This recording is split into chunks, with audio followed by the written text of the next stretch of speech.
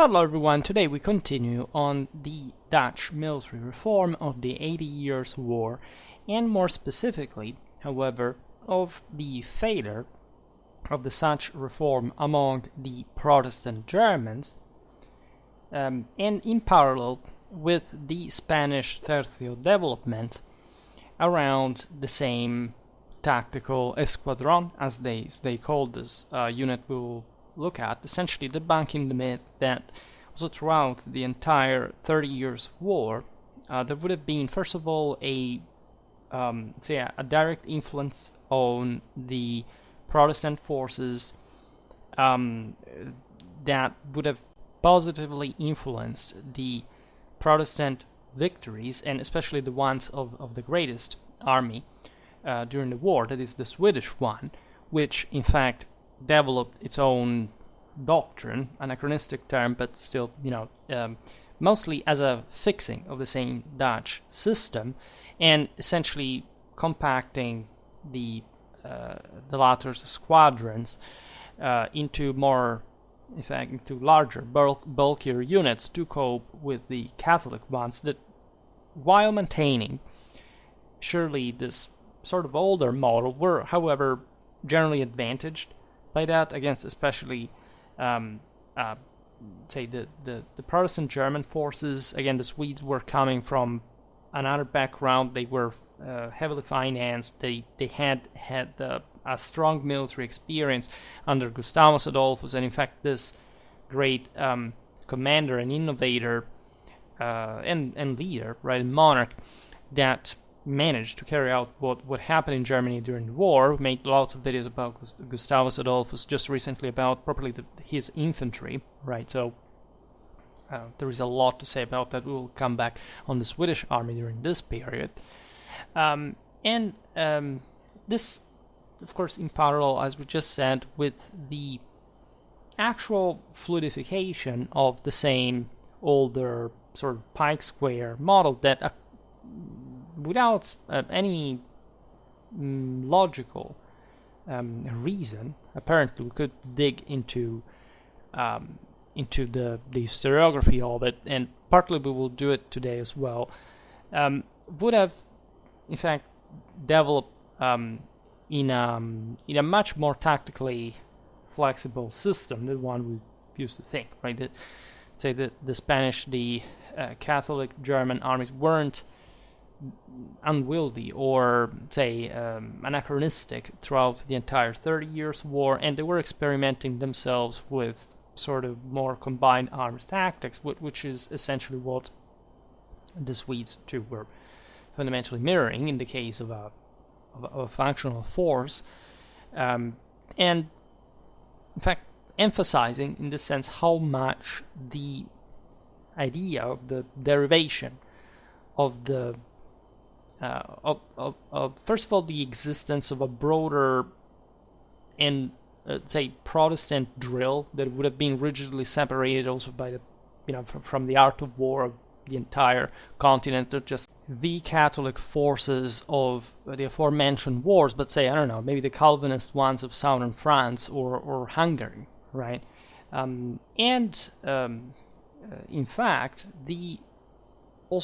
and I made a video about this specifically, the actual inexistence of a real influence from especially the Hellenic, the classical military treaties, and the heavily political and propagandistic nature of the expression of this Dutch drill, that must be contextualized, of course, in turn also in what the 80 Years' War had been fought like, how, did the Dutch succeeded clamorously in historical perspective as a people, etc., but really owing a very few, if not none of this, to any actual tactical, particular tactical development, especially when compared to the Spanish Tercio, and eventually what the German battlefields of the 30 Years' War would show regarding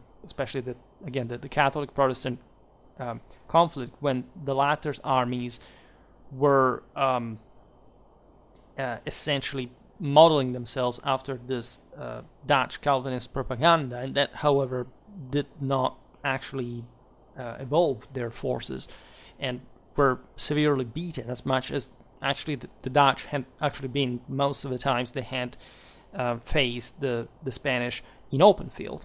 And of course the Netherlands are canals, fortresses, closed spaces. The northern German plains definitely are not. And so you can see how things adapt to the circumstance, and how, however successful in this propaganda the Protestants were in order to make even modern contemporary military historians believe, in a sense, the same propaganda, but without actually looking at the battlefield, which is, again, I'm not a modernist. I don't believe, as you know, I say it all the time, that the modern era existed. I believe that it's all a major academic scam, but I can tell you that if I complain enormously about this, for example, for the way medieval warfare, the medieval art of war specifically, is being dealt with for my, in fact, millennium, in modern historiography, this problem is massively more pronounced. I mean, a radical separation between not just the military theory, because the military theory does actually correspond eventually to the military reality, the art of war, how it is positively told, but in fact, in this case, a sort of passive, uncritical use of those texts that were essentially bellicistic propaganda, not actually the reflection of what was going on the battlefields at the time. So this is today's topic, sort of long premise, but to focus on the main aspect of this all, we already made some videos recently that were dealing with this, but we have to go on more in detail, because I have to convince you, or at least to show you how, this entire statement is quite powerful. Now it's been historiographically ascertained, is however still influencing, and why. This is not just pop culture, it's also some scholarly branch, or at least some that up to today remained somehow inexplicably unaware of this quite concrete military historical problem. So, as we've seen in our videos about the Nassau's military reforms, and made a couple so far, the Dutch armies celebrated their tactical insights. Mostly, we have seen how the military treaty in itself is something instrumental. It's not really, in a broader ideal sense, sometimes even an abstract one. And that, of course, the same people sometimes that wrote these manuals fought in a very different way. We've seen it also for the 18th century, and so you have always to be careful, because it's not much about them trying to trick us. It's actually their propaganda was quite sophisticated, but they didn't even get to the point of actually pretending that there had been a radical military innovation. And in fact, when you look at the plain military history of it all, you realize that we saw Tournus, especially Newport, but other than that, right, there were, in fact, that few victories of the Dutch over the Spanish enemy in open field. Here, at least, we're talking this broader doctrinal confrontation in a pitched battle, at least in an open ground.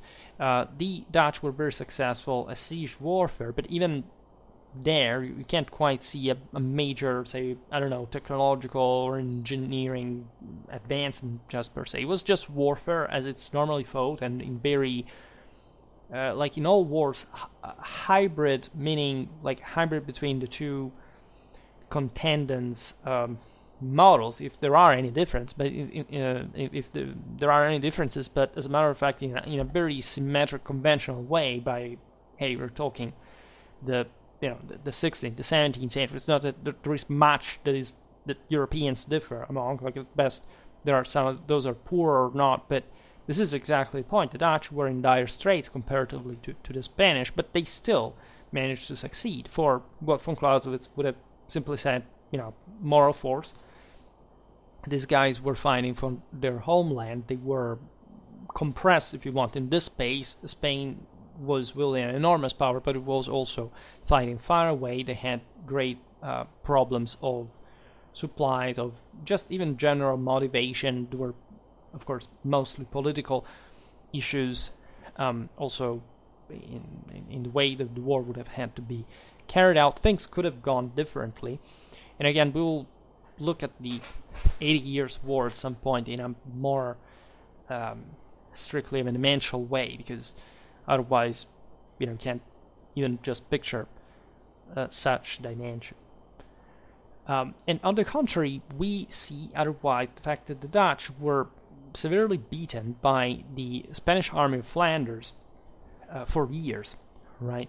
So the fact they would present this new model of army, this new model army, you would say, if you don't want to confuse it with what would happen in England with Cromwell,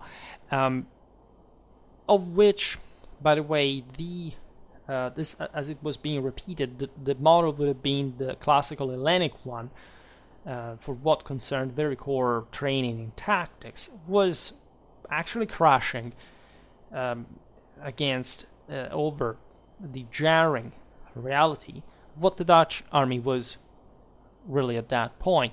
First of all, a very heterogeneous force, right? The Dutch would have also a very straightforward mercenary policy that it would apply very successfully also later during up to the 18th century.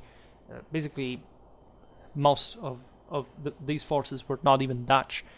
But again, this is, surely not what a classical Hellenic traditional citizen soldier would have been, for example. So just even that model, as we've seen in the last videos, was just a way of saying, oh, look, the ancients wrote these treatises that were emphasizing uniformity, training, discipline, stuff like that. That's what we need.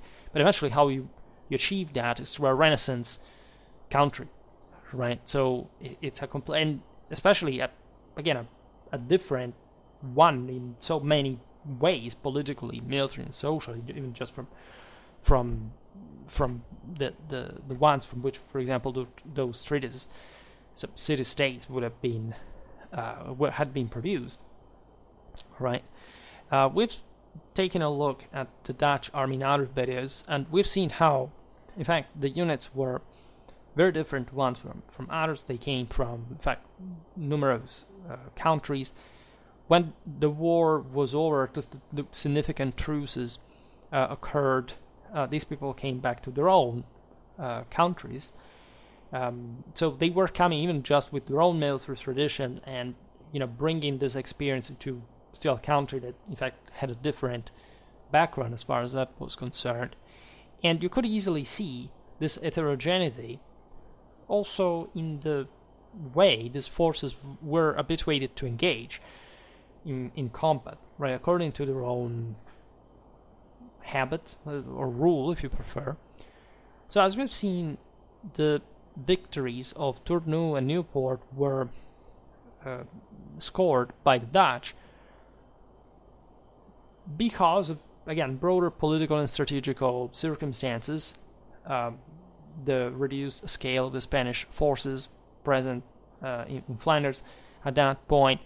And really, there is no evidence of, as it happens many times. I mean, chapeau to the Dutch. It's not to say that it's something you should be, ashamed for. I know that internet and especially YouTube culture is being built over some sort of exasperated competition among nationalities, but this is not actually the point. They got where they had to get with great difficulties. We have seen how triggered actually the same Maurice of Nassau was with the Dutch General Estates after the Battle of Newport, for the operational, orders and consequences that had manifested in that theater of that battle, and so there is no actual evidence of, say, an improvement of the so-called battle effectiveness of the Dutch army in these battles. And again, it is perfectly normal right? We're talking pre-industrial times. Armies were similar to one another in the first place. We will see this really better. And you can easily have, say, an absolutely inferior model scoring a success over another, because the way this is declined is relative, not absolute, right? And wars would not be fought otherwise. There is a beautiful passage from a letter written by the papal legate in Bruxelles that informed, in fact, the Pope that, quote, the Protestants' achievements, successes, are based more on their tenacity and their energy than on their military strength. But even more, this achievement is based on the absence of any obstacle, right? And this is very insightful from a papal legate that evidently had understood well what was going on, right? It's not that the Dutch were endowed with a particular military strength. They were very determined, motivated, but their greatest advantage was a weak Spanish presence. Right? So we're letting them win because we're not essentially supporting enough the Spanish in Flanders. And again, this makes sense in so many also recent contexts, right? So while this was the ground reality, if so we can say, the news that the rebel army had achieved, right, an important and allegedly decisive improvement for what it entailed, the organization and tactics, was publicized, right, as much as possible by the same Dutch, right? It was, of course, the newborn republic greater interest to do so, right? The military commanders as well that were the same country leaders in many ways as the elite, as establishment, to convince their own subjects, but also the foreign powers that the United Provinces were capable of fighting for their own independence. This has been really very important for the Dutch throughout the war, because as always, like if a power is not capable of defending itself, not even the Allies will support it in the first place, right? So it was a desperate struggle for existence that required, as crazy, like just the international community to be aware of what the Dutch were capable of doing. It wasn't much about fooling anyone about this actual military improvement. It was rather saying, look, we were improving with this as far as at least the strategic situation goes. Keep us funding us, and plus we will add something about embellishing how this really goes, right? And of course, information was perfectly manipulated, as always in history, not for idiots to think that there is a conspiracy theory behind every corner, but for intelligent people, of course, to deal with the actual non-said that is, however, out there evident, right? And the Dutch effort is, of course, a successful one. There were some Catholics that believed the same propaganda at a point, just like today. Like if you look at various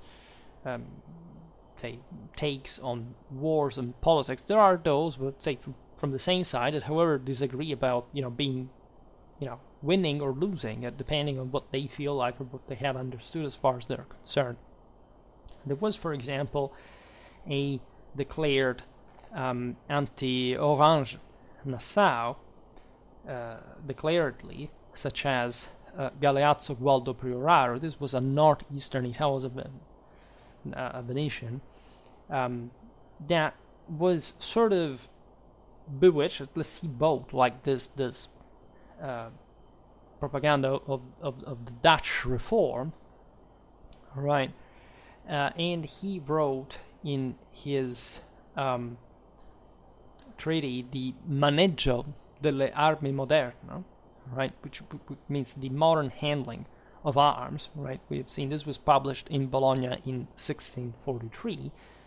The following statement about the 80 Years' War says, seeing the Spanish forces very powerful and its soldiers provided with singular virtue, so of course it was depicting the Spanish military quality, of course, at the time, and avoidably positive terms, not just because he was Catholic. He, which here stands for Maurice of Nassau, used every study, and here it refers to the classical treatise, to resist the Spanish. And he then posed in observance the orders of the Greeks, of course the ancient ones, say succeeding admirably into that, right? So it's just a phrase, but it's just a cliche, if you want, that he inserted in this work, even if he did not like the Nassau Orange and their political religious standing at all. So this tells you how this information and counter-information struck victims also from the intended, the unhoped side, right? And it was also about how just news circulated at that time. That is a very complicated topic just to explain. We often lack this sort of, at the end of the day, moral dimension. I mean, the cognitive means, like, why, for example, how much did these commanders actually read military treatises and the same things circulating? We think very few, right? So even if these manuals claimed this ideological victims, still doesn't mean that they had this enormous relevance. At least it's impressive how they had a greater relevance on contemporary historians when trying to enter the very complex, of course, world of early modern warfare sources that is, say, a thankless task, really. It starts really being from my period onwards, so we can imagine for the 16th or 17th century. And that, however, doesn't make it an excuse to just base yourself on like such a simpler source. All right. So, as soon as the Dutch managed to grab enough land to essentially entrenching themselves in a very effective way, strategically and politically, against the Spanish, they definitely were celebrated a bit as the Calvinist mascots, right? These are the people who made it, that fought for their faith. They, of course, were all one in terms of political struggle and confessional one. And so they must have been so great. They must have produced really what their books really tell us.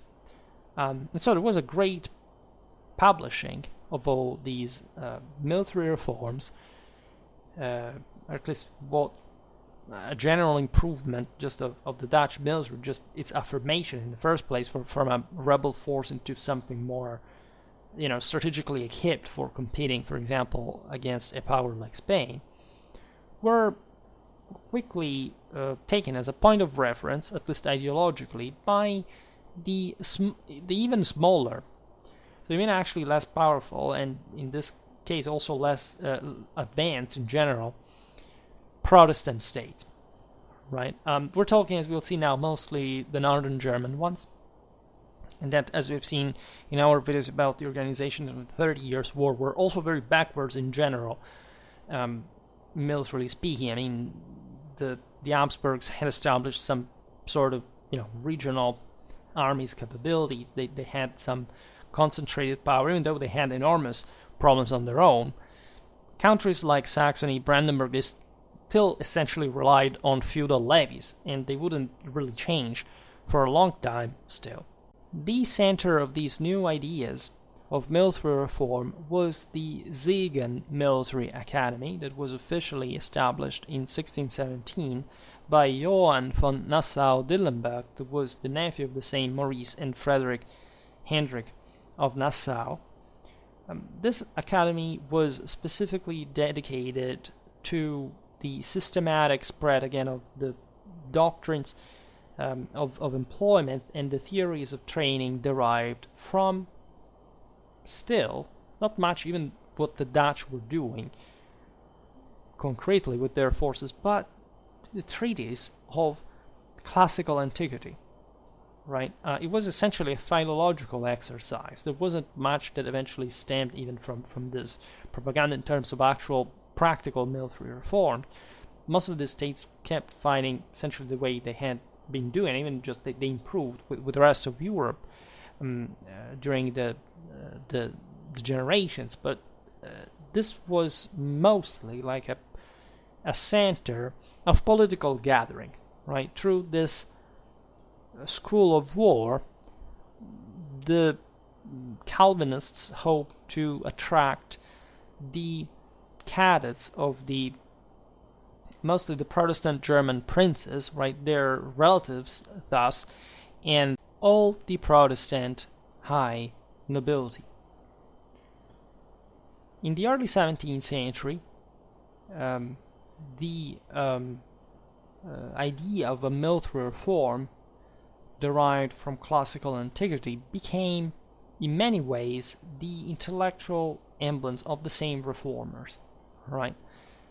There is this broader concept that the Protestants would have been more, let's say, intellectually unprejudiced because not just they had freed from the ideological chains of the Catholic Church, but literally from the censorship of the Inquisition, and so they would have been more intellectually thriving. They would have also, which is a bit against this actual line, but here we're in Central Europe, so it's different from, say, the most pushed, for example, Western Europe. Think about England, that stressed mostly, not much even written culture, but practical one, the technical, scientific sort of inclinations that, but the Netherlands would fit in later on, but that at least, deep Germany wouldn't. The Netherlands up to this point had been actually part of Germany, after all.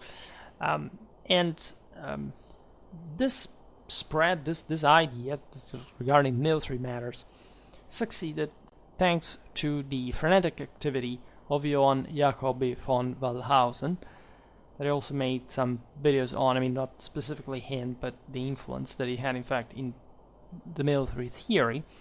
And of course, don't get me wrong, there are interesting insights on, say, warfare and the general reflection that, say, in fact, the beginning of the 17th century, these people very connected even with the important rulers of the time would have of the phenomenon in general, right? So they are important pages.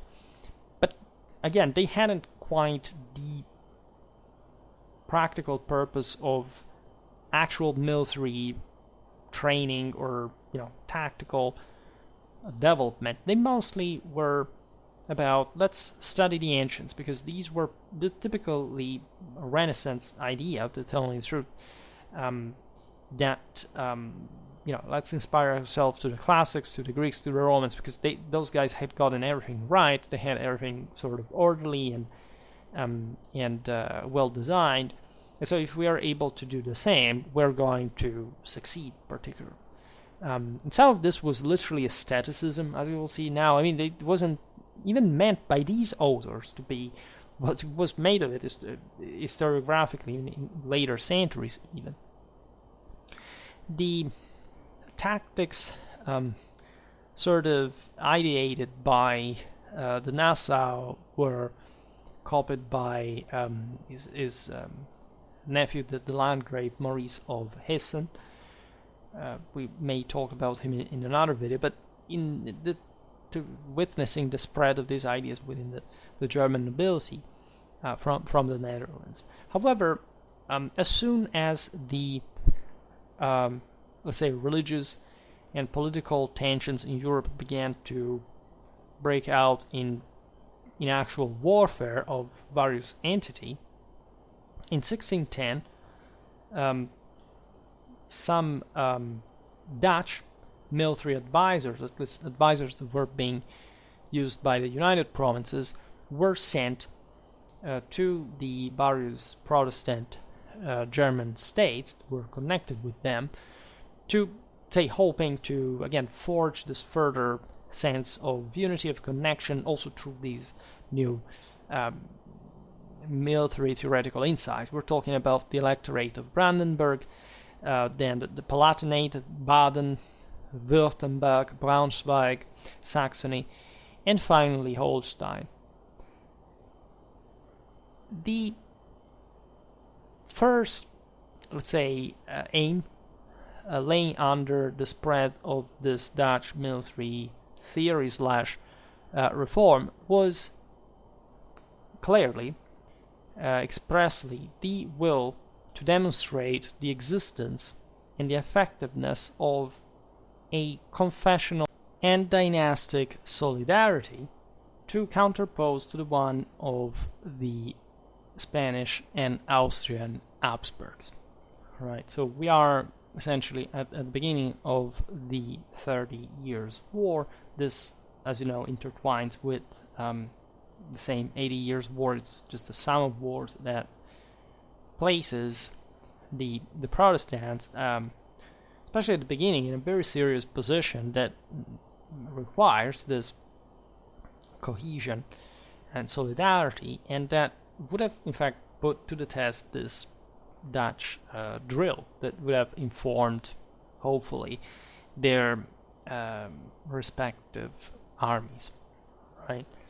So, again, think about this, because the 30 Years' War changes also the way people think, right? Still today there is this idea, which I do not completely agree, just at least in the way, in fact, it's been molded in contemporary times, that there is a pre-Westphalian and post-Westphalian war. It's an incredibly superficial and simplistic just assessment of the development of Western civilization. But there is no doubt that in many ways the 30 Years' War and the general temper of the time does move on, like, in many ways, like it's mostly a confessional clash, but in that sense the deeper insights of the Renaissance were even, let's say, old, antique, but by that point eventually you have a surpassing of even during the same 30 Years' War. Think about the Swedish and French alliance, in fact the strictly categorical confessional siding, right, and alliance, right? So there is a lot that shatters the world, these countries' mentalities. For example, the same Netherlands take off fundamentally in the second half of the 17th century. You have really fast changes, especially in the western part, especially in the northwestern part of Europe, that would eventually stick, however, to this idea that, let's say, this leap forward would have been taken in prior times. In fact, sort of the Netherlands define themselves from the broader Central European context.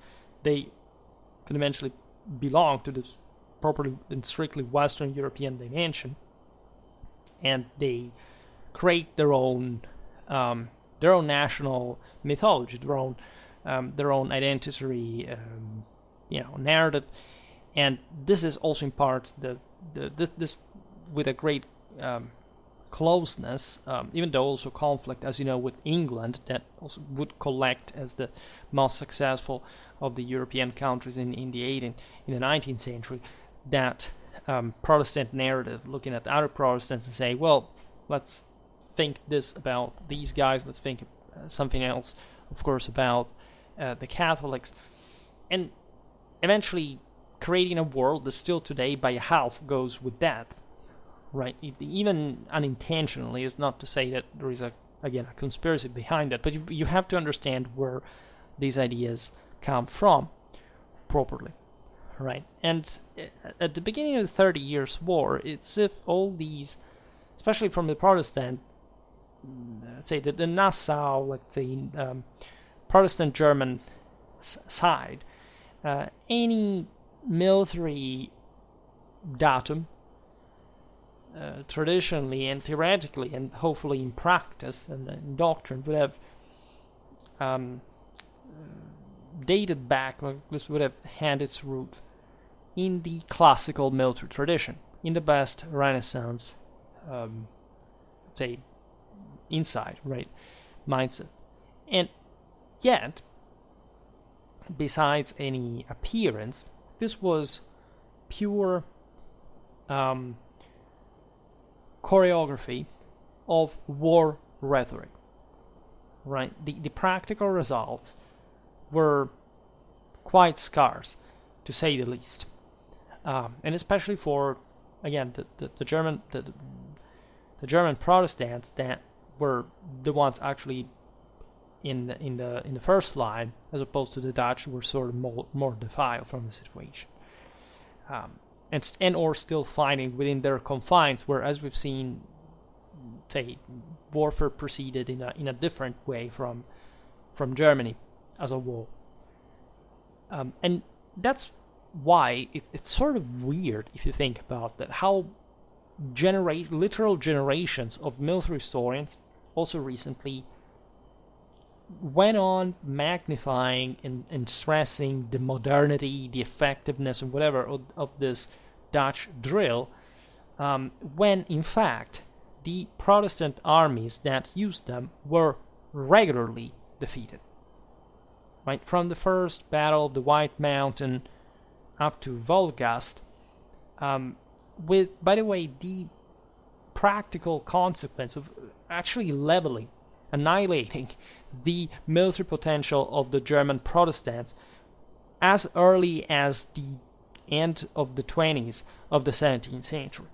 Like, it was a clamorous defeat. I mean, this would be obvious if you just knew what, the reality of Germany was at the time. Like, the South was much more advanced, and also what happened in the first phase of the 30 Years' War was, of course, the Catholic victory, and the fact that the Habsburgic hegemony, right, Austrian and Spanish alike, asserted in Central Europe. Then things changed. Yet again, you have the Danish, you have the Swedes, you have the French, but you need this intervention because, in fact, the German Protestants had been put to flight.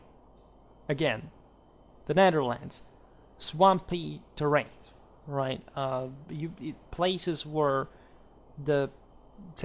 concretely during the 80 Years' War, the more consistent difference between victory and defeat resided within the availability of money, just to levy ever more numerous soldiers in resisting in the flooded trenches of a siege until the stronghold would fall, or defending the same fortifications scattered across the territory, right? Canals, just even a fairly small surface, extensionally speaking.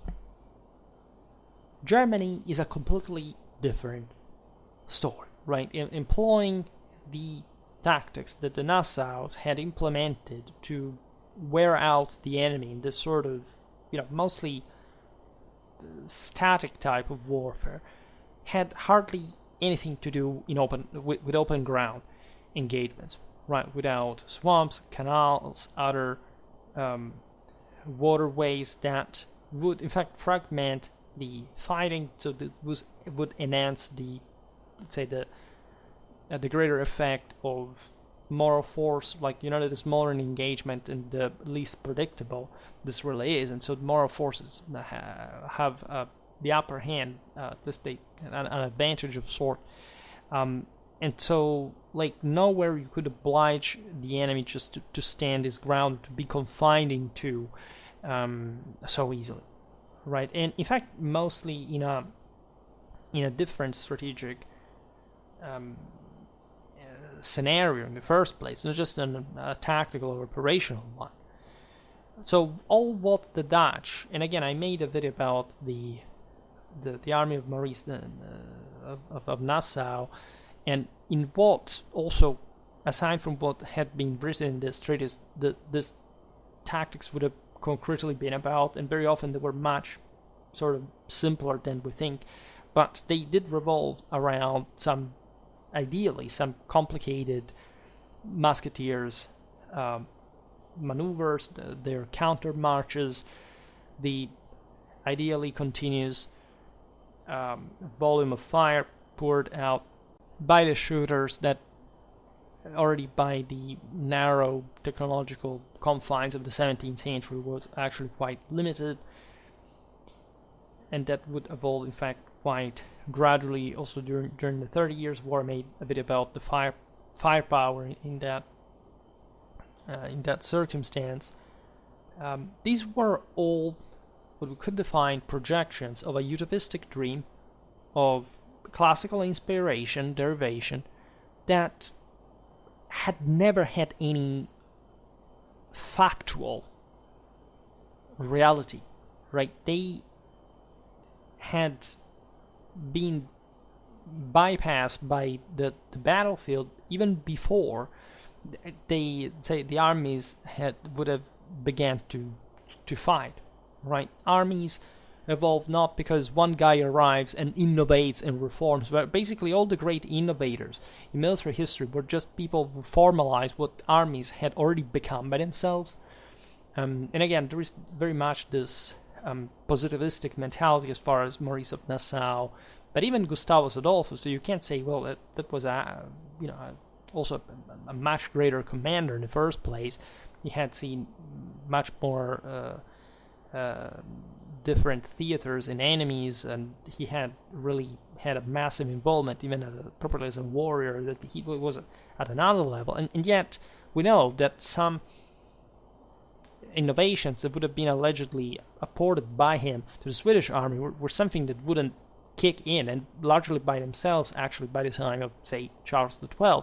So during the 30 Years' War you have actually massive concrete evidence of how these tactics sort of failed.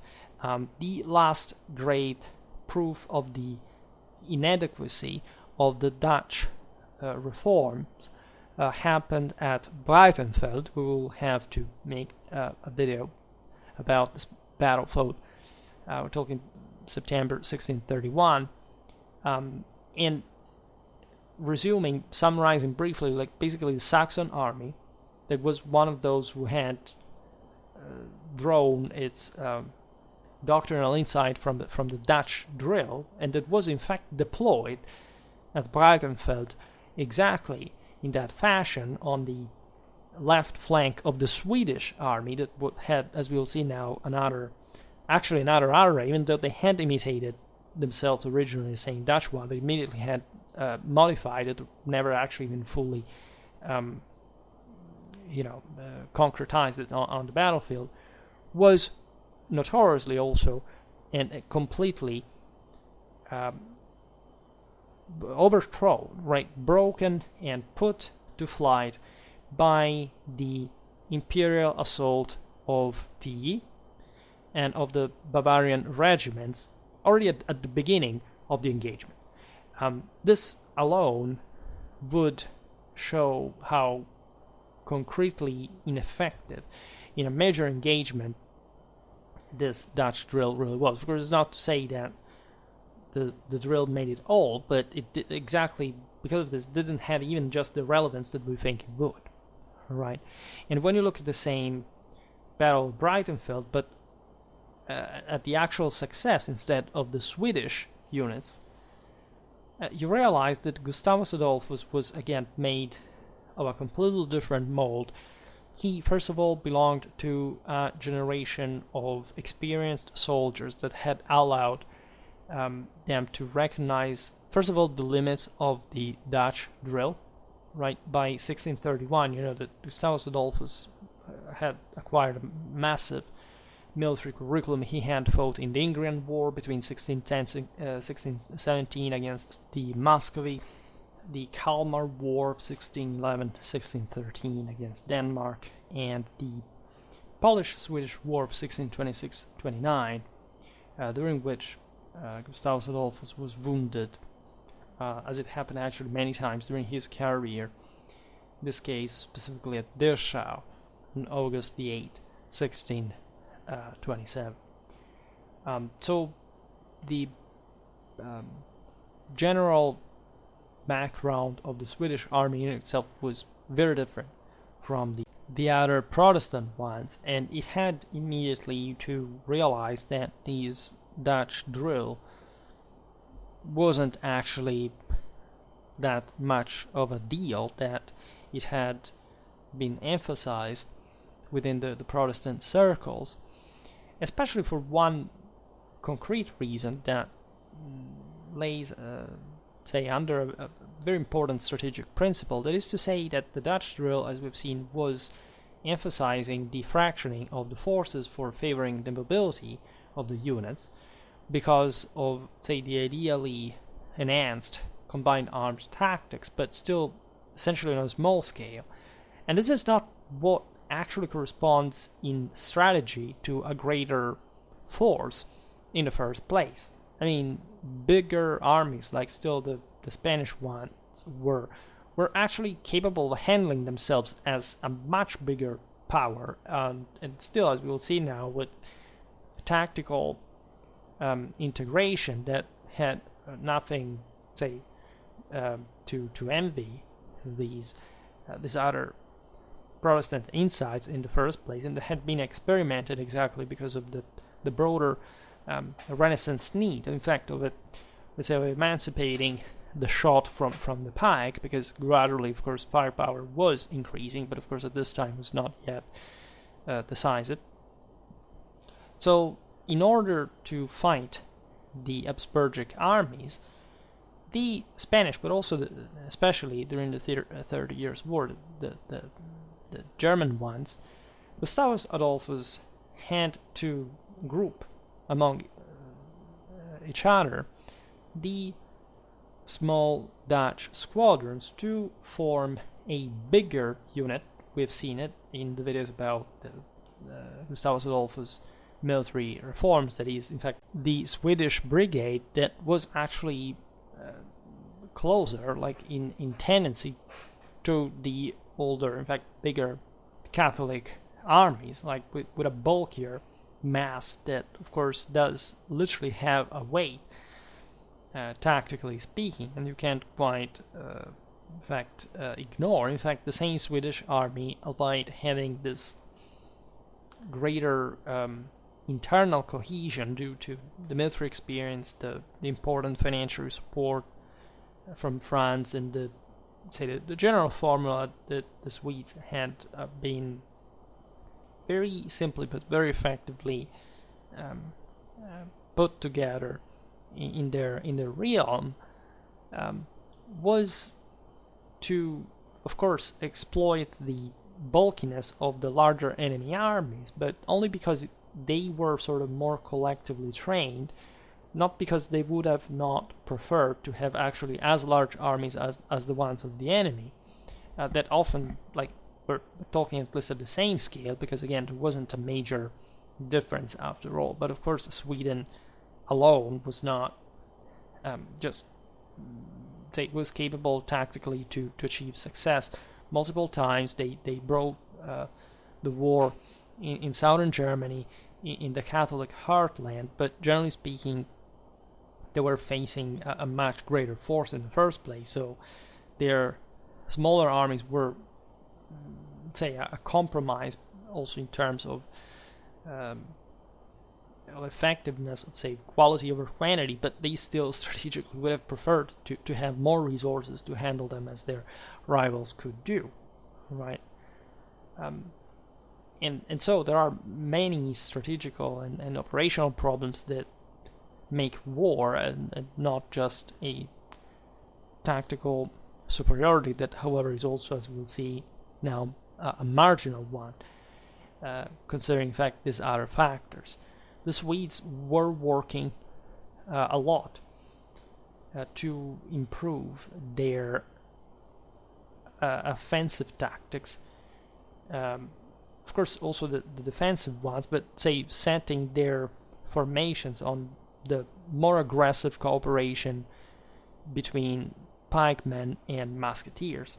And so when you look at the Battle of Breitenfeld, you realize that at this time all the great reforms of William of Nassau and his theories on the fragmentation of armies in small combat units had been completely revised, to say the least, and the larger units, 1,500, 2,000 men strong, were, just by conventional functionality and practicality, the only ones present on the battlefields. So again, that idea, born in a war, in a theater that was definitely more fragmented, definitely more strictly, also more confined, just per se, to more closed battlegrounds, could increase combined armed tactics in small units, would not work on the German battlefield, right? And only these larger units were considered tactically effective. I also made a video, by the way, on that is titled, I think, Doctrine versus Dwindling, right? That shows how, in fact, there is a strange perspective regarding the let's say the fact that even the larger armies, the larger powers of the time, fielded apparently smaller armies still in the 17th century, because this would have been allegedly a positive choice to make armies smaller, more functional for combined armed tactics. This is actually much more connected with it was not wanted at all, and even less with the Dutch drill, right? The reason of the shrinking, of the dwindling, of the chronic understrength force was, of course, as we've seen, reflecting just the financial, bureaucratic, and logistical difficulties of the governments to even field, in the first place, these armies, and so even less to even maintaining the full organic of these units. The practical result was the one of necessarily reducing further the companies dimension. The French army suffered very strongly of this problem that would have been solved only by Louis XIV. Basically, it's exactly around 1635 that the infantry companies of that country, nominally 100 men strong, hardly reached 3/5 of that, right? The French regiments were thus reduced to something like 500, 650 soldiers, right? Because the regiment was ideally something like between 10, 20 companies, right? And these 500, 650 would have become eventually the originary force of a battalion, right? In 1649, we know that, for example, the French regiments stationed at the citadel of Casale Monferrato in Piedmont were made up of a few soldiers, so that the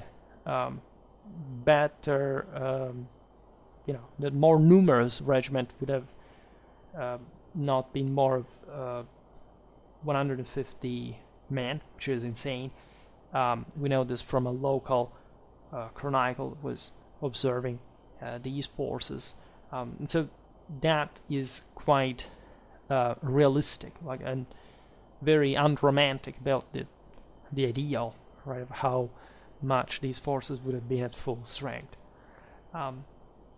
So as we've seen in the videos about Gustavus Adolphus, the Swedish doctrines of employment contemplated a full synergy of the various arms, right? A coordinated action of infantry, artillery, and cavalry, for which the Swedish monarch also reintroduced prepotently a cold steel for cavalry that had, as you know, seen its shock force shrinking, especially by the mid-16th century. Since then, cavalry charges were coming back on the battlefield. Up to then, it was mostly Caracole, right? Wheel-lock pistol. We'll talk a bit about the Caracole later if you need memory refreshing about it, even though we never made a video about Caracole tactics that could be interesting, and we will be covering them gradually, sooner or later. And so the Swedish horse, thus trained, was particularly functional to strike the enemy already softened up, hopefully, by the Swedish brigade's firepower. This again would have, we see the smaller units allowed to jump around the bigger ones, right, and attacking them asymmetrically from the flank and the corner, as we'll see now. This was just tried by everybody, but the Swedes could, given their particular preconditions, carry this out more effectively. All right, but even the very effective Swedish armies, there is no doubt the Swedes had the better armies during the 30 Years' War. But yet again, it's a very balanced conflict after all, and the battles of Lutzen on November the 6th, 1632, and one of Nördlingen, September the 6th, 1634, Gustavus, as you know, has passed, rebalanced the situation because the very heavy losses suffered by the Swedes demonstrated that on the battlefield, and so where military matters are actually settled, these so-called old tactics were actually still working. That the sort of bulkier units and the pike also just in itself, that of course was still the size of, and so the square, largely aside from the, as we'll see now, the gradual say flexibility that had been achieved a bit by all European armies, were still there, and that was no sort of resolutive mechanism. That as always, it's not like that a counter is stupid and another one is not. I mean, generally speaking, yes, you can find poor decisions and whatever, but especially warfare has a capacity to hybridize like no other than just destroying either side. And of course, we're talking again 17th century Europe, more or less, like especially in the West, in Central Europe, Europeans fought pretty much in the same identical way. And again, the main issue was money, as you know, Montecuccolo reminded the Holy Roman Emperor, but also moral force.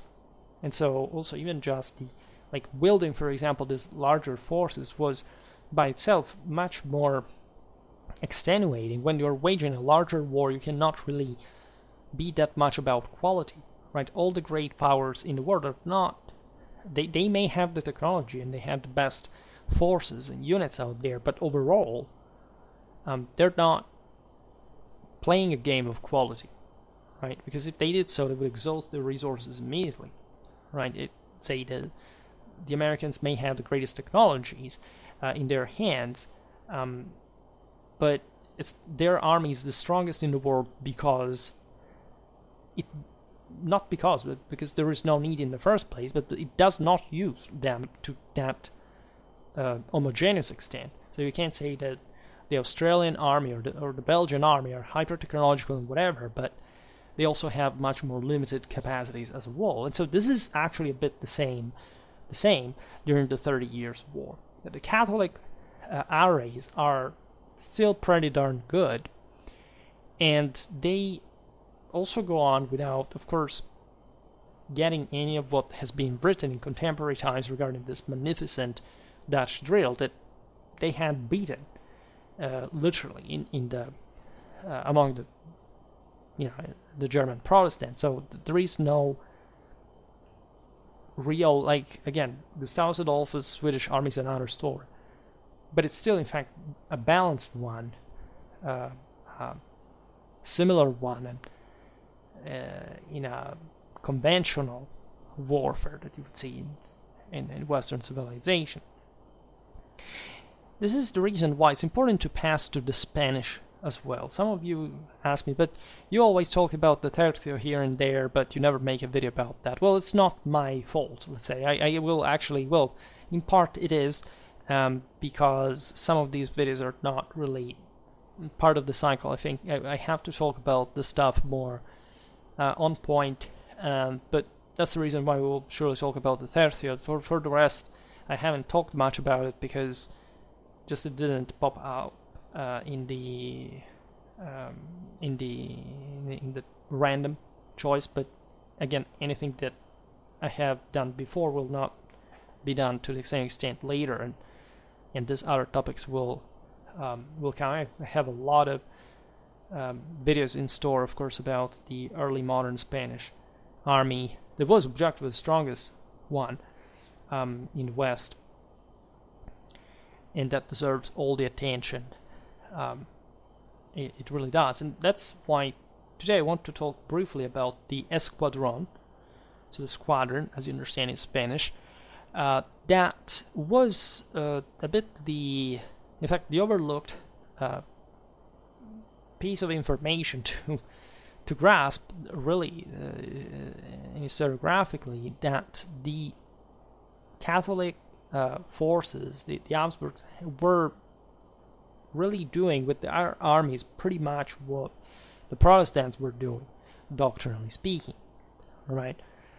In fact, already since the end of the 16th century, the Spanish had been thinning up their still compact formations through the adoption of a new tactical unit called, in fact, the esquadron, that essentially combined, depending on the tactical task to carry out, a mix of infantry and cavalry troops for a, in fact, variable, organic, between, in fact, 600 and 3,000 soldiers.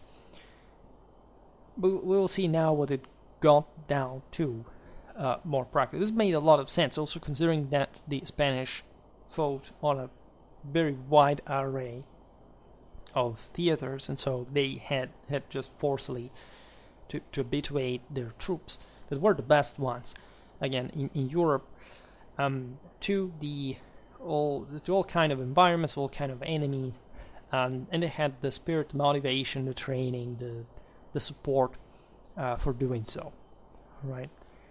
When we look at the military treatises specifically dedicated to the tactical employment of the esquadron, seem to suggest that these were indeed flexible units, and that it was them rather to be the standard tactical unit of the Spanish army, not the Tercio as a whole, right? So we'll see now this aspect is particularly crucial, because paradoxically, but this is also what surprises me so much, is that sort of modern historiography went on believing that Spanish armies were just like, I don't know, at the beginning of the 16th century, throughout all this time, up to Rocroi. That was not even the end of the Spanish Tercio, as you know. There is a beautiful description of the esquadrones employment in the treaty by Pérez de Herrera, that is Preceptos Militares, Orden y Formación de Escuadrones, published in Madrid in 16 32. It is a veritable manual on how to, in fact, using these units depending on the tactical missions to carry out, which I think is amazing because it shows you the tactical models that these units were habitually supposed to carry out. Unfortunately, like, it's not even for early modern warfare that we can reconstruct every single let's say battle or broader employment. I suspect that the study of single armies during battles and campaigns in general has not been systematically carried out for the 16th and the 17th century. So in other words, it's difficult to even objectivize how these for the 30 Years' War, we see just by the outcome that the story of the Dutch drill was a failure. For the Swedish, it's a different story, but it's also not that easy to reconstruct even major battles of the 30 Years' War with certainty. So even about the Spanish, it's not that easy. Spanish military history is just even less studied in general, and so I suspect that there is a general delay of historiography worldwide, and probably the identification of major objective military historical data regarding these tactics and these units, right? But literally, it's evident in its anachronism that the way Spanish warfare has been studied mostly at this point was based on the typical square of the 16th century, with this great block of pikemen in the center and four smaller squares of arquebusiers around them, with some shooters, platoons disposed usually at the corners as an additional protection, which of course does make sense at the time of the 16th century, but by the 30 Years' War, could have not realistically still have remained the same, and yet most of what historiography based itself on was this assumption. Naturally, there have been critiques of this approach. The same Parrot rejected the idea of static Spanish infantry sticking to the pike square and just gradually proceeding and not being able to adapt doctrinally. This is just counterintuitive of what we're saying before regarding the more advanced armies having the best doctrine of employment just based on the regular needs that they have. And again, yet the idea of the Tercio remaining as such, just like this, even the Swiss square of the Italian wars of the 16th century with all the same doctrines of employment, was out there. They would say, but why? Right? I don't know. This seems like, and Parrot is writing, like, we're talking about strategy and tactics in the 30 Years' War, right? In the infamous military revolution debate, but we're talking about the mid-90s. Of course, now we are 30 years later, but it's still a serious problem that this could be thought widely till not only that point, but in general, as we'll see now, certain specific scholars of the 20th century had done, right? And the Renaissance pike square, the bulky one again of the early era, had a very simple doctrine of employment. It had just to break the enemy through its mass, right? This is what the Swiss had come up with in the mid-15th century, not before, bear in mind. Again, I must say it because it's my field. Never confuse early 14th century infantry victories with mid 15th century pike and shot, mostly from the Swiss, just pike tactics. In that regard, pike square, if you prefer. The Tercio, during the Italian wars, had characterized itself immediately for, of course, a much more, say, tactical versatility. And it had founded properly pike and shot warfare. At the Battle of Cerignola, French cavalry charges had been stopped by a combination of pike and shot. And as such, it's a very different thing from what the Swiss had invented, because it was combined arm tactics. The Swiss had virtually only infantry. Yes, they had some gun and whatever, but let's be honest, it was not. It was just infantry as a relevant arm. Other scholars studied how the same Spanish forces by the 30 Years' War, but already from those previous times, were not even particularly unmasked ones, right? There was actually a functionality in that. I'm not going to digress now in 16th century warfare and how this sort of changed over time, but the Spanish pike companies, for example, had an array that spaced a soldier from one another on the rank of as much as 1 meter, 1.5 meters, which is actually a lot. We will see now why this was done, which also shows a great confidence, because technically, if the enemy it's not always about. Here it seems like to come back literally to the matters of the legion and the phalanx, but as we were saying before, it's not like the order just that this is a close order, but it's still pretty open for heavy infantry standards, which actually expresses a great confidence in the Tercio's troops to be able to maintain that order, which naturally the more open it is and the more difficult it is to keep together.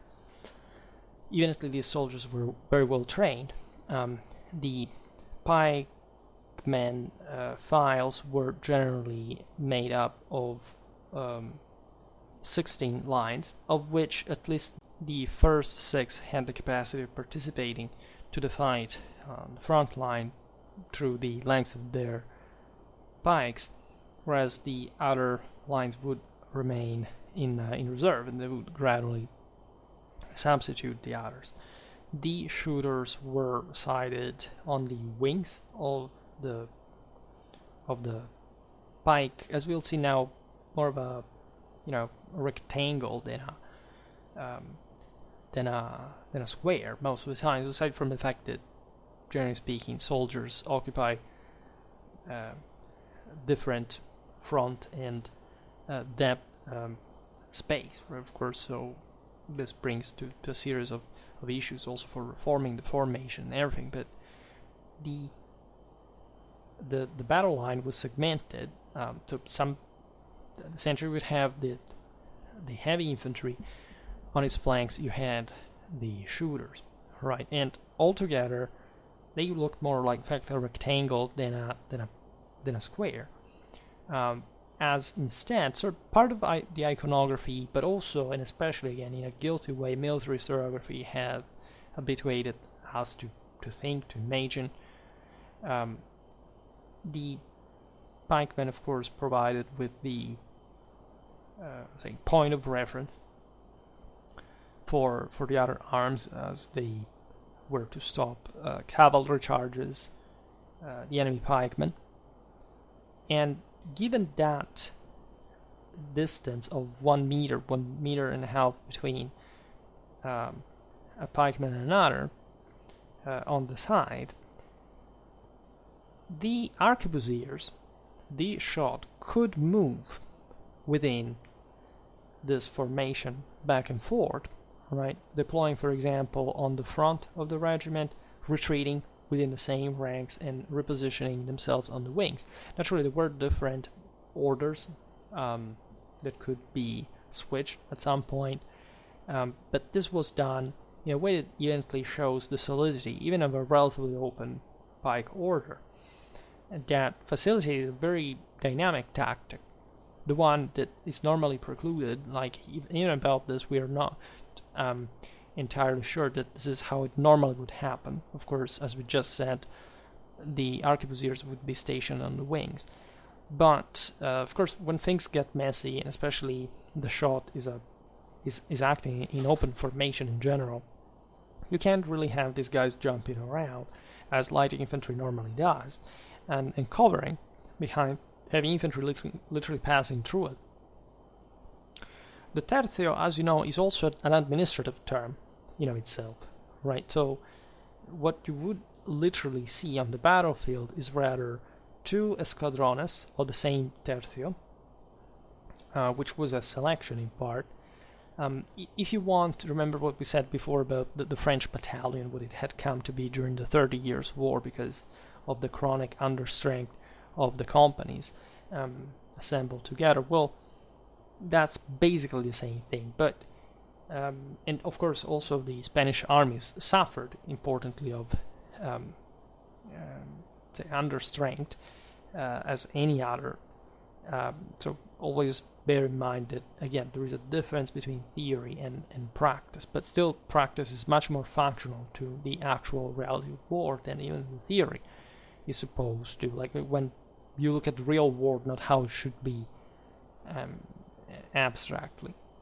But the important difference about the Spanish esquadrones is that, differently, for example, from the French battalion, that was not that dynamic after all. There was, and it had become a sort of permanent organic.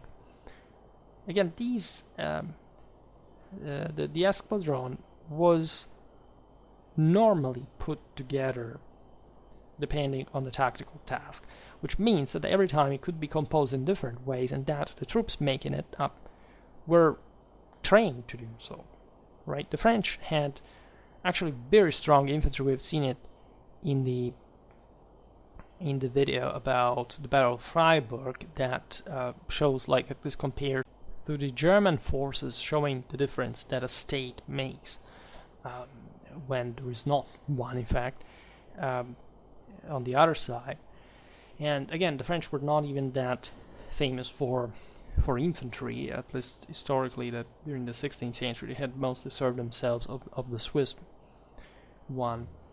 But they had been building up so important combined arms that, however, still so importantly cavalry, more dynamic just by the aristocratic background of the country, etc. The Spanish instead were really much more habituated to a, say, interchangeable approach. Infantry was obviously decisive at this point, but the way these models would be composed every time could also bring to different variations, again, different size of the esquadron that entailed all different tactical necessities. So for example, proportion between the pikemen and the musketeers could change, adapting to the terrain, the presence of obstacles, of fortresses such as trenches, whatever. So this is all, I'm saying it en passant because it's also relatively under-researched field, and I'm by no means an expert on it. So I promise I will make some other video in greater depth, of course, not just about the Tercio, but especially about the Squadron. There is no doubt, speaking about those Dutch treatises and drill that, as we've seen, had so much success publicistically, that those ideas had ended up, as we've seen, influencing even Catholic thinkers. Surely abroad they were read, especially, it seems, by the French. However, when you read these works, again, you see the old story.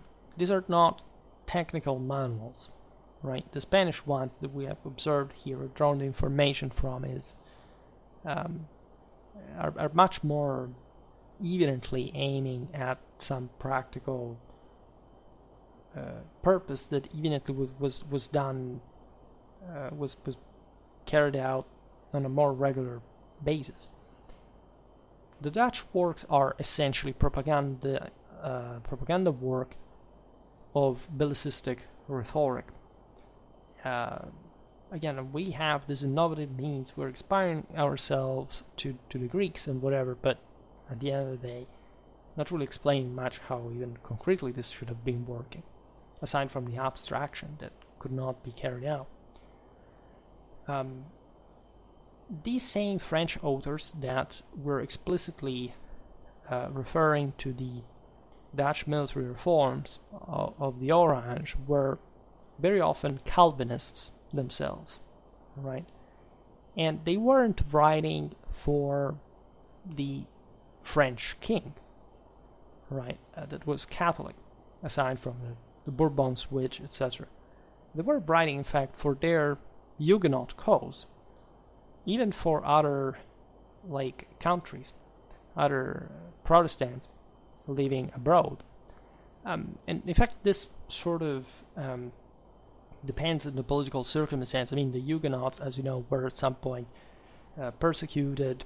The Catholics remained prevalent in France, and the Protestants were mostly concentrated in Occitania, right? And having the Dutch that in the to the northeast of France, not that far away, were sort of this island of Calvinist integralism, was sort of inspiring. And so the way these minorities overall would support one another was remarkable. I mean, at least the Dutch had, say, to fight against the Spanish. Part of Flanders was Catholic and would remain so. The Huguenots were a minority in the same France. So there is no doubt that boasting this military reforms, or at least the project of the same for even a sort of generalized Protestant front, was mostly like a political statement, right, of resistance, rather than, again, a practical military drill or something. And when you look at the French armies of the time, that were impressive, after all, and even the Huguenot ones during the Confessional Wars, you realize that they worked quite differently from this Dutch drill. One of the most important Huguenot authors of the 17th century was Jean de Billon. He wrote Les Principes de l'Art Militaire, published in Paris in 1612, as well as the Instruction Militaire, published in Lyon 5 years later. Jean was a soldier, right, and not surprisingly, he had fought. If you look at the years, especially the truce of 1617 between the Dutch rebels and Spain, he had come back to France exactly in the intermittence of these clashes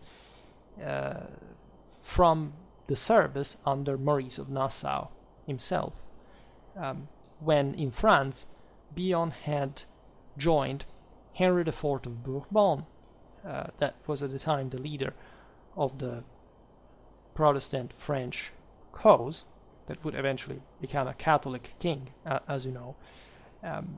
But in one of the most critical moments, in fact, of the clashes of religion in France, Jean de Billon had been a friend and a collaborator of the same von Wallhausen, who had the same Instruction Militaire of de Billon translated in German in 1617. In Parrot work we find also a quote from Louis de Montgomery, that was the Lord of Corpuzan. He was yet another theoretician, let's say, of military tactics, and author of La Milice Françoise réduite un ancien ordre et discipline militaire des légions, which, as you understand, means the French militia, brought back to the ancient order of the military discipline of the legions. Right, this work was published in Paris in 1610, and the quote was quite explicit in saying, in fact, assigned directly, we can't forget the valiant Prince Maurice of Nassau, staying by his flank. He said,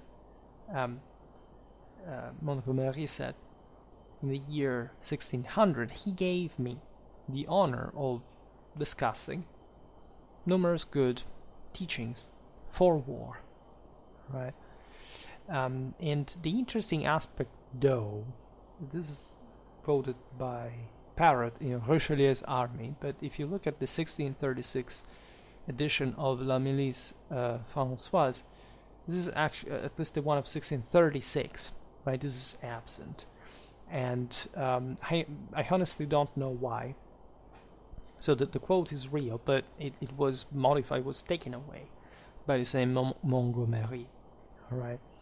And so the idea revolving around this is that having served in some way in the Dutch army, was such a great privilege in the first place, and surely it was more important than simply attending the Ziegen Academy, because as we've seen, that was just theoretical philology of some sort, and instead fighting in the Dutch army for real would have shown like how they did that, right? And so with all their limits still, what could be derived from that, which makes sense. I mean, just as a general advice, general influence, you want to take a look at what these Dutch are fighting for real against the Spanish.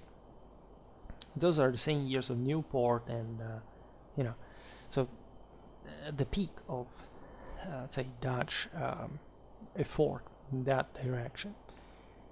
The Lord of Fressac, this is yet another author, in his Discours et Questions Militaires, published in Paris in 1614, the main examples, or actually the only examples provided, are the ones in which Maurice of Nassau had taken part militarily, battles, campaigns. The Orange was really seen as a mentor, right? In particular, Pressac was studying siege warfare, which is important. Maurice won an incredible amount of sieges, and Pressac was focusing, in fact, on the 90s of the 16th century, addressing his discourse to the same Calvinist Duke de Bouillon. The most meaningful work, however, remains the one of Henri Duc de Rohan, Les Parfaits Capitaines, autrement l'abrégé des guerres de Gaulle, the commentaire de César. Also, de Rohan had fought with Maurice of Nassau in 1606. We have Lostelnon, author of Les Maréchals de Bataille, published in Paris in 1647, and he was explicit in saying that he had essentially educated himself by reading the reforms of the Prince of Orange, Maurice of Nassau. All right, the text, the illustrations of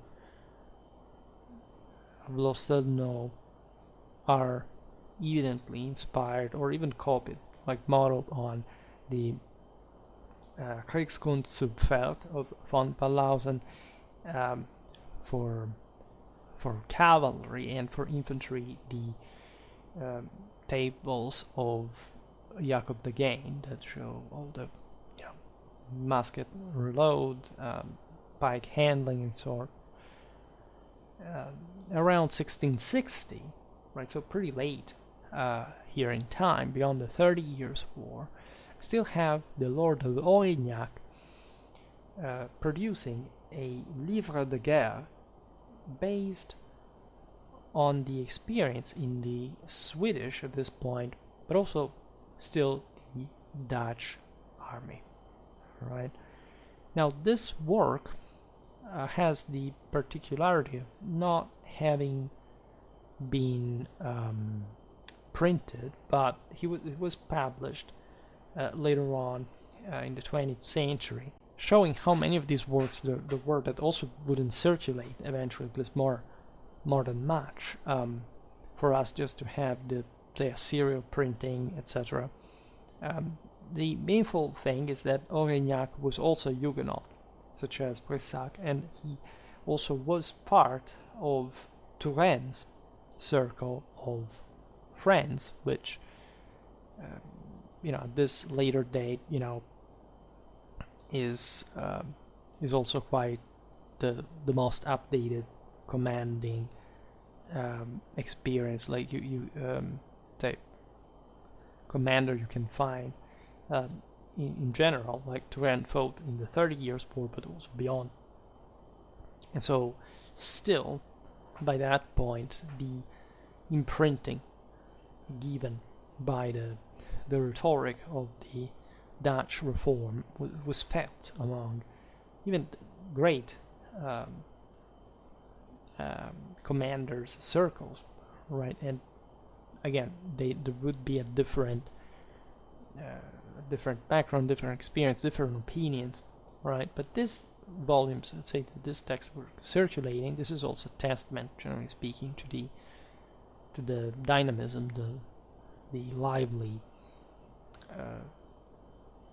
dimension of the intellectual effort of these years. We will talk again about especially Montecuccoli as the milestone in military theory between Machiavelli and von Clausewitz, that, as you know, was Turenne's arch rival in the first place. And so you need there to see, I also made some videos about him, how much these guys were trying to apply more in a more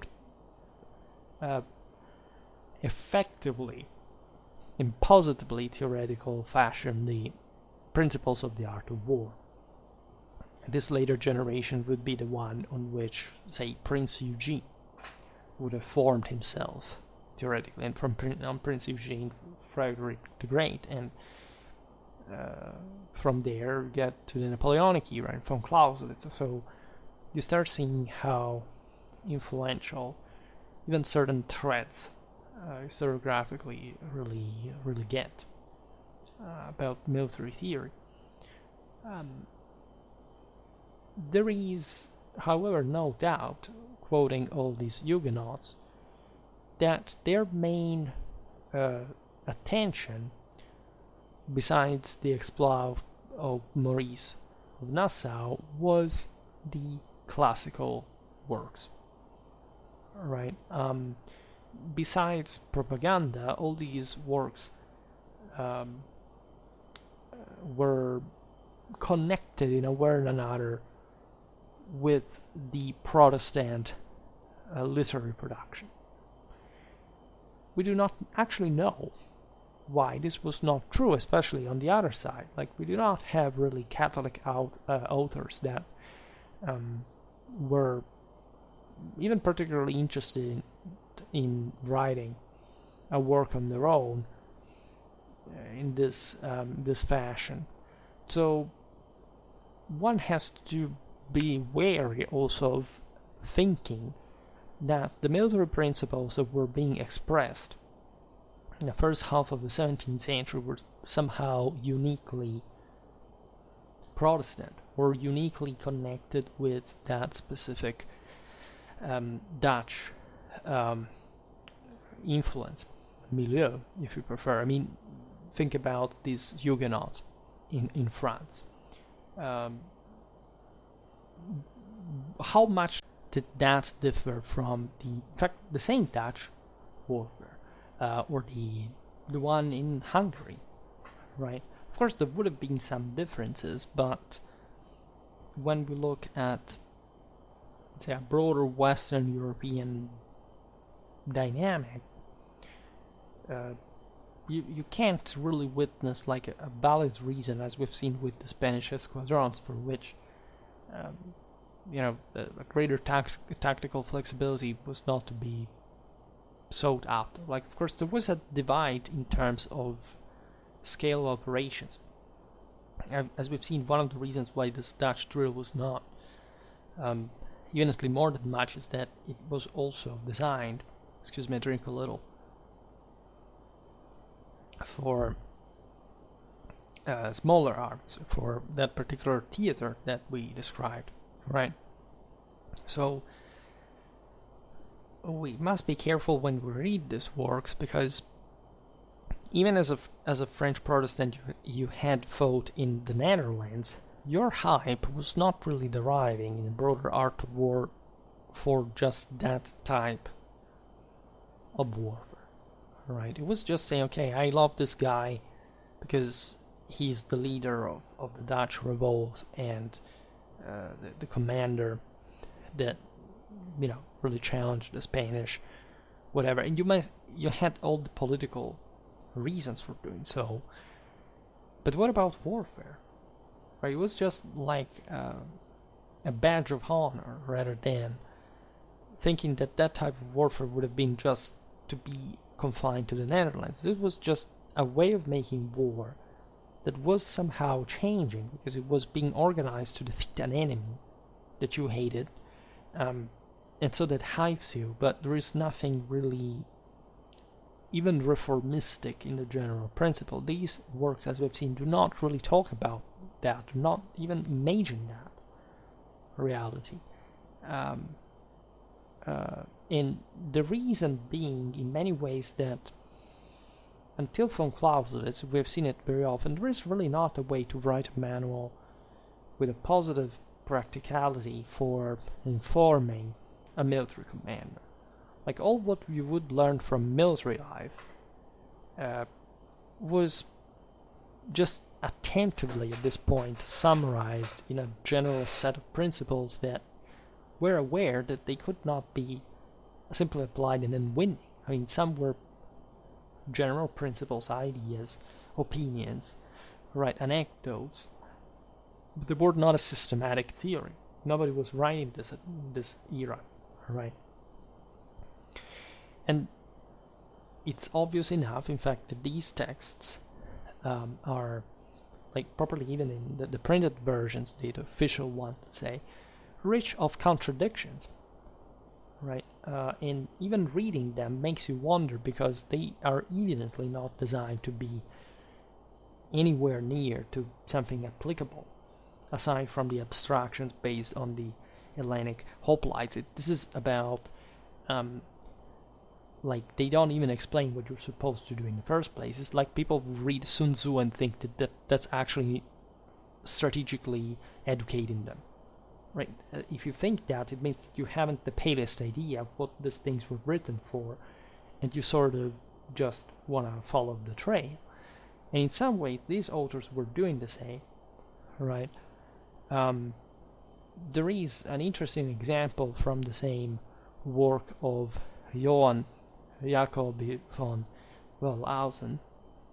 He wrote really a lot, right? And he, for example, like, talking about this Dutch military reforms, he cites small infantry units in line as contemplated by Maurice of Nassau to sort of increase firepower, ideally, but also actually representing lots of other types of formations of different size, by the way, different form, right, ranging from 100 to 6,000. Remember the Squadron ranging from from 600 to 3,000, and so Wellhausen draws all this variety of rectangles, circles, other geometrical figures, and you realize that even though they would be toying with these various tactical ideas, these are very abstract. They have practically nothing to do with the reality of war. We're just playing around, right? We're just saying, oh my god, we have to think how to This is a very Humeinian as a concept. It's a bit like in the principle of internal lines. Let's sort out what's the best formation so that deterministically and positivistically we can win just by using it, which of course doesn't make much sense, as von Clausewitz teaches us. One of the main responsibles for the spread of the notion that the Dutch reforms would have influenced so much the early modern art of war was at least Werner Hahlweg. Right, this is a very interesting figure. He was a 20th century scholar who actually participated to the SS. He was a member of the Schutzstaffel during, Nazi Germany.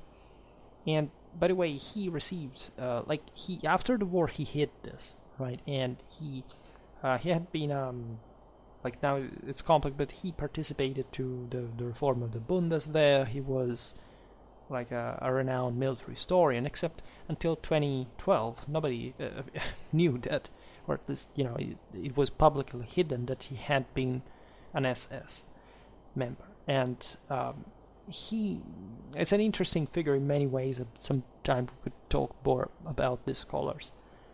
But the guy was basically the main responsible for this anachronism, to say the least, like using such tactical treatises and pretending that this had anything to do with the actual art of war, right? The rhetorical, propagandistical, and even sometimes just aesthetical aim of these texts, destined also to a book market. Consider that even before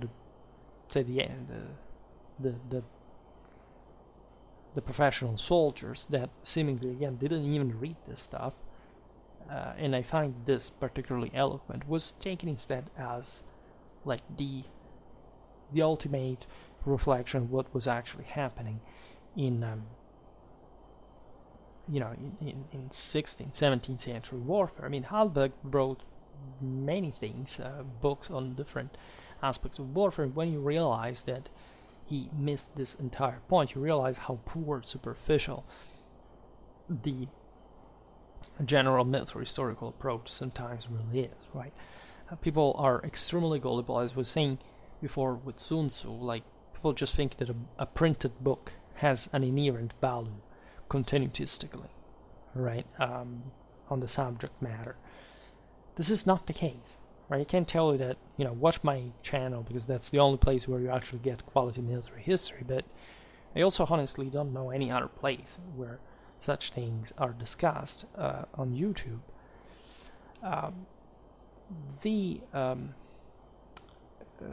Let's say the aesthetical aspect. I don't know if you ever thought about this, but all these drawings that I also upload here, etc., because they are incredibly useful because they're copyright free and you can even use them without crediting them, are beautiful. They're very good looking.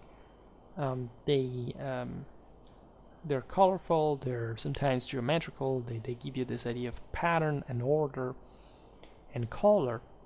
Sometimes they're works of art, but sometimes they're drawn from, think about the Gaines soldiers. Those are perfect models, right? All very neatly outlined, sort of even good looking as individuals, and all well equipped and doing exactly what they have to. Of course, the reality of war was incredibly different.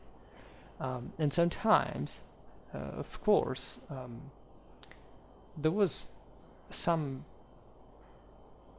interest, artistic license to render just this wall picture more presentable, right? The same Jean de Billon, for example, in discussing the required qualities to infantry, remembered that at the end of the day there were just two things that really a unit had to demonstrate having. One was literally what he says, the theatrical beauty of the arrayed unit. So literally what would happen on parade grounds that, as we've seen also in other videos, including the actual training would happen there, wouldn't be exactly what would happen in combat, to say the least.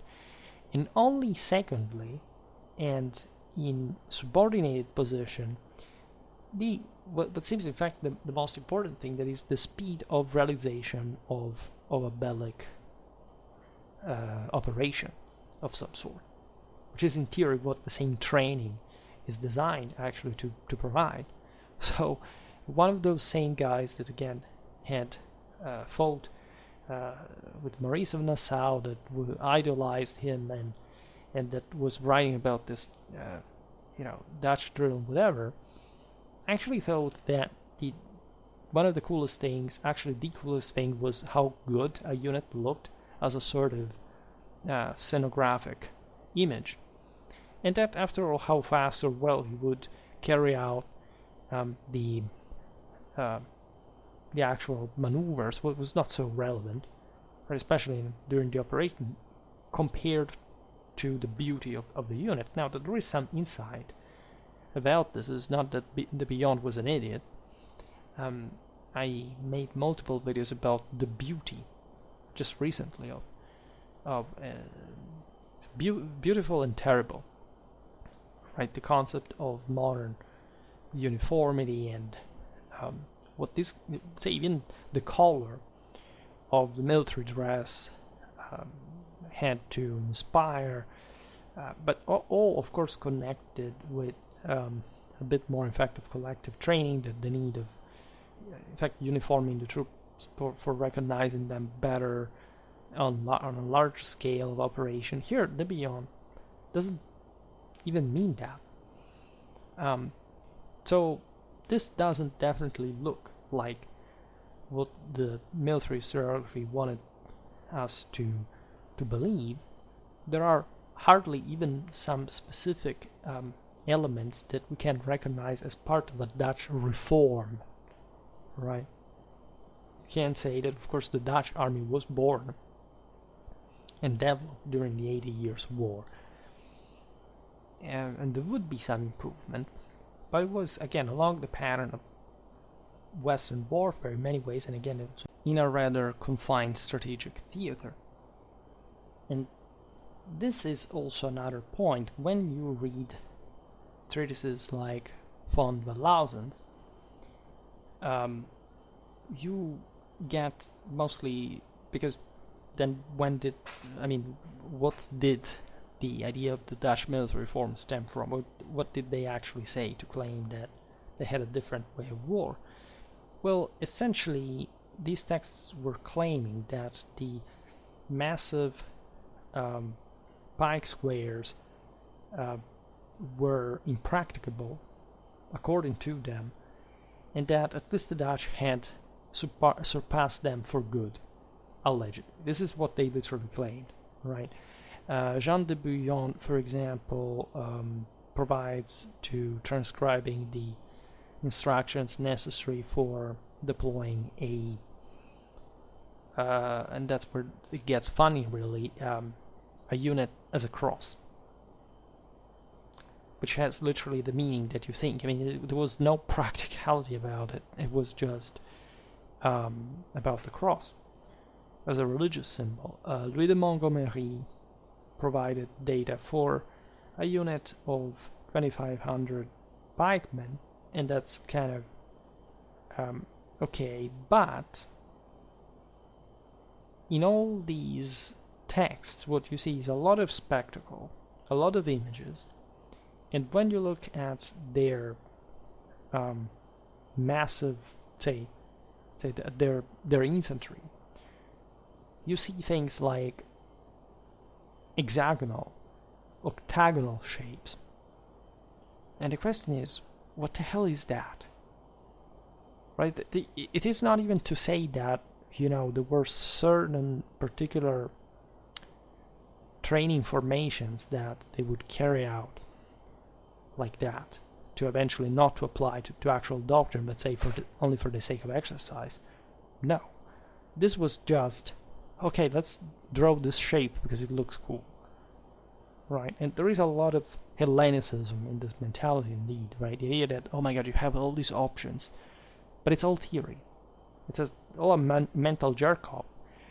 It doesn't get to the point that these guys didn't have actually even the forces to compete with the larger armies out there in open field.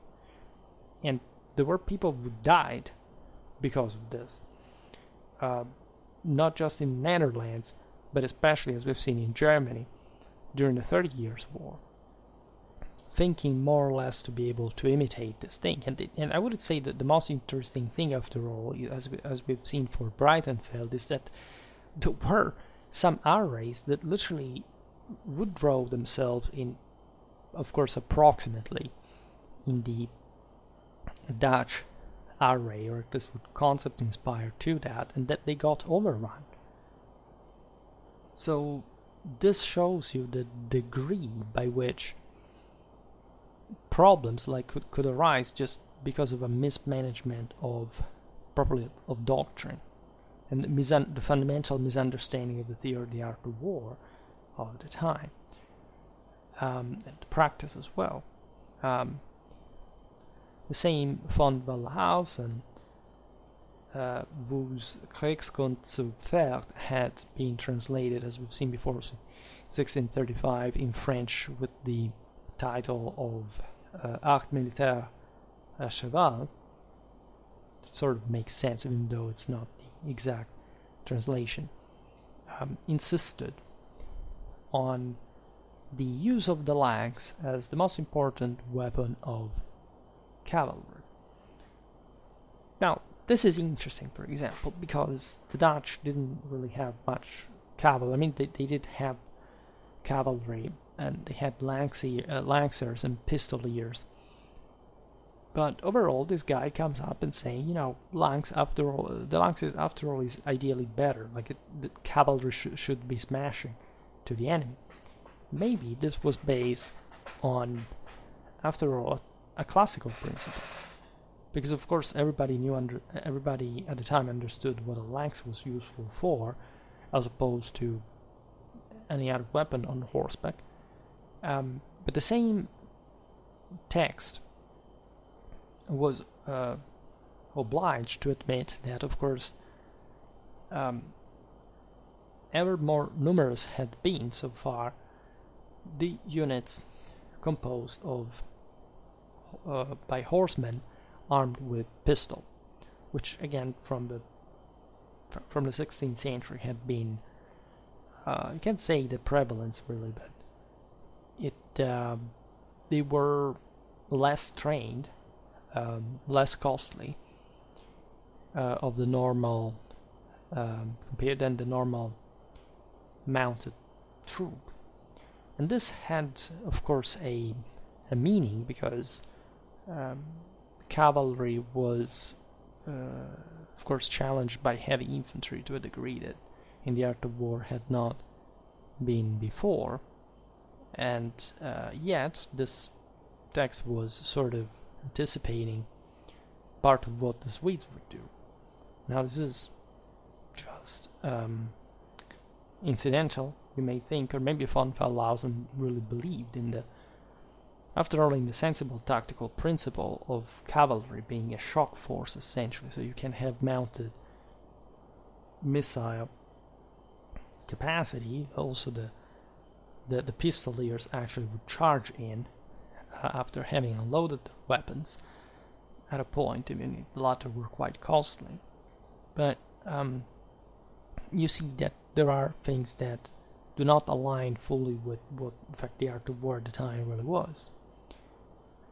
We do not know what was in von Wallhausen's head either, which would be definitely much more interesting.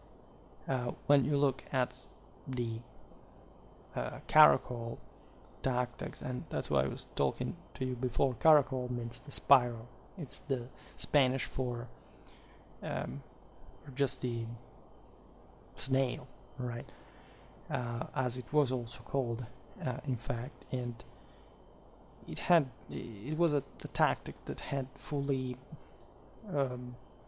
developed from the mid-16th century, consisting in a series of complicated maneuvers carried out by cavalry using one or two wheel-lock pistols. The German Reiter had been pioneering this because Germany had the clockwork technology for developing better these wheel-lock pistols. There was fairly, easy advance, less than gallop, towards the enemy, because these guys had to maintain sort of the rank and file formation while shooting, just like the arquebusiers. They could move in the sense just in front of the enemy pikemen, and so avoiding stationing just in front of the arquebusiers, and the pikemen were unoffensive because they couldn't chase the cavalry. The formation was normally 12 deep and 20-30 men wide, and once the first line arrived at useful range, the cavalrymen shot against the enemy. They eventually would turn the opposite direction. They would unload the second, on the different side. They would place themselves in front of the enemy. They would turn on one side, turn on the other, unload the pistol on the other side, and they came back. They went at the bottom of the formation. They would reload, and they maximized the flexibility, the speed, like the mobility, and the fact that pikes were essentially a big static target. They would shoot at very close range after all. Sometimes they would throw the pistol, even if it cost a lot usually, over these guys' heads before passing to cold steel if the enemy was softened up adequately to be able to break it. This was really normal. Lancers had always been existing all together. Sometimes they were the same people. In any case, line by line they would fire, and the hope was again to finally charge in if the enemy had been destroyed, for that shock effect to finally have a reason of the pike who was combining the lance, so the pike if you want, and the shot. And there were different ways of using this with other units, but you understand of course how, depending on the circumstances, this could go. This is also why it's interesting that von Wallhausen writes that the Lancers had to deploy on 3 or 6 lines, depending on the availability of the men and naturally the mounts as well. When you look at the cavalry charges against one another, they existed, they always did. Much of that depends on other factors than how many lines or whatever. It's also just numbers sometimes, of course, but it's in the sense it's not much about how many men, how many lines you deploy the men in, but how, generally speaking, how compact, cohesive the cavalry charge, etc. There was a substantial homogeneity in general in cavalry warfare. We didn't talk so much about early modern cavalry warfare. I think just for the Tudors, which is also relatively confined dimension, but we'll have to gap this deficit. The point being, however, that von Wallhausen, as we've seen, wanted these men to be prevalent over the shot. And the reason why they weren't, it's not because the shot was stronger, because it's not. It's light cavalry in some broader concept, aside from the fact that they can still charge in melee, but in fact mostly they were not cheap throwaway troops, right? If anything, also the pistols cost a lot at the time. But the problem, of course, was infantry. Like, would you have all these lancers if still pikes can easily impale these guys if they charge in? without an adequate softening up that must be carried out by the shot, and so that you need to the point that it can allow eventually just cavalry to do so. And yes, cavalry had more or less the same purpose as an arm than before, but we tend to actually overestimate how, like, even the same power of infantry in a sense. Cavalry was dangerous and smashing, whatever, but mostly, again, infantry was decisive. So why not more infantrymen than lancers? Lancers, let's say better.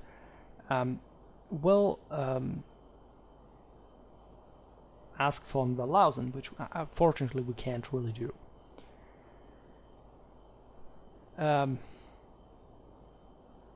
It's difficult again to just draw a line here because there are so many topics we could touch on, and we will hopefully do it at some point. But it's fair to say that until the end of the French-Spanish War of 1635-1659, so the Treaty of the Pyrenees, there wasn't a shared consensus about how even these arms, according to the Protestant drill, should have been fully integrated. For example, Aurignac and certain writers of tactics came up to the idea that finally, of course, the Caracole had to be carried out on the flank or the corner of the enemy formation, then charging with white steel when the when the enemy was worn out adequately, significantly.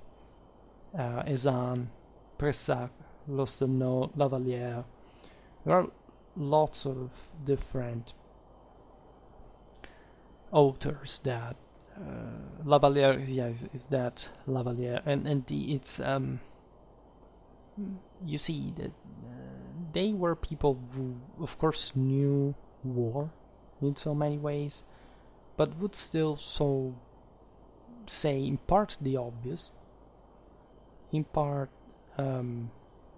something that was just already done. Like, you don't have to particularly have who knows which kind of experience or expertise in war to understand. I mean, shooting the enemy from the flank, well, do that. That's exactly what you should be doing, or shooting from a corner if you don't want to be caught up in the hottest, say, chamber of death, like considering the angle of fire, and then charge the enemy when it's weakened. Well, isn't this what basically all the art of war has been in general? Like, even without firearms. This is interesting because it's the extent by which you realize that early modern military treaties have hardly to do with the practical reality of warfare, unless they actually do. And we've seen that, for example, in the case of the actual esquadrones of the Spanish Tercio. Nobody cares about, but that actually get documented in a way that makes you understand that it sort of makes sense in a more elaborated way. Again, more research is needed. It doesn't really end here, but these are the if you want, even disappointing extents of how you should not consider, in fact, these treatises as the main evidence for how warfare really was, how battles were really fought, how what tactics were really about. This is substantially and rather a divertissement to some extent.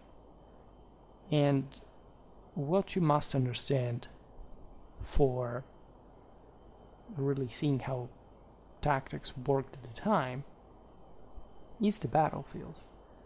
Is picking all the sources from campaigns and battles and studying them singularly, forever.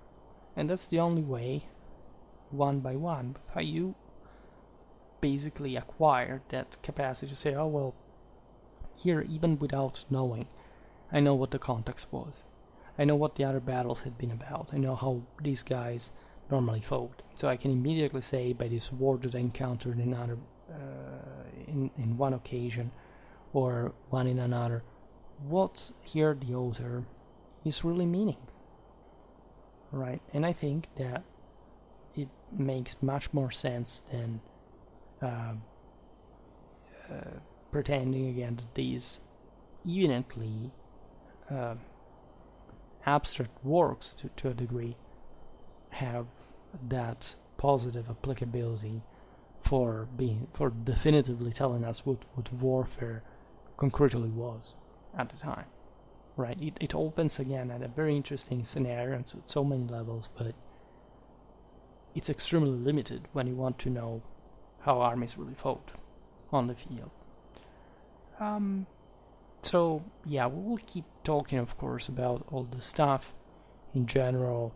I would like to point out how few, let's say,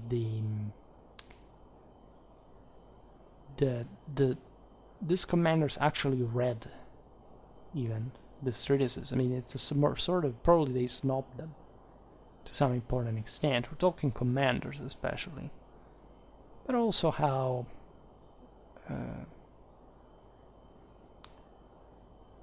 these works were forming against some much more psychological than technical the actual preparation to war really is. Right, but for that, in fact, I think also the battlefield is quite telling, and we will keep talking also about training in modern warfare, because we do know something about this as well. For today, however, I stop it here. I just hope that you enjoyed this video. If you did, please share it. Otherwise, do a like or subscribe to my channel if you're interested in my upcoming content. As always, I thank you heartily for listening to me. I wish you a nice time and see you next time. Bye.